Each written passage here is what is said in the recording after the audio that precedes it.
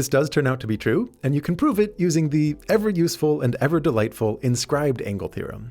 For anybody who's a little bit rusty on this one, the setup is to have 3 points on a circle, which I'll call P1, P2, and P3, and we care about the angle between the line from P1 to P2 and the line from P2 to P3. It turns out, no matter where you place these points, that angle is exactly half of this angle right here, from P1 to the center to P3. It's really quite fun. You can imagine moving around these points however you want. You just have to make sure that P2 never goes on that arc between P1 and P3. Now, in our little circle puzzle, think about how this might be relevant.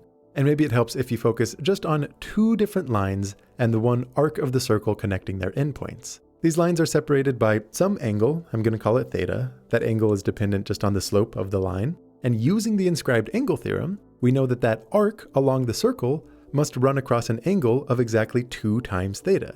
Now critically, it didn't matter which 2 lines I happened to highlight here. In all cases, that angle between the vertical line and the ones down and to the right is the same, since the slope was always the same, which means all of these little arcs along the circle cover an angle of exactly 2 theta.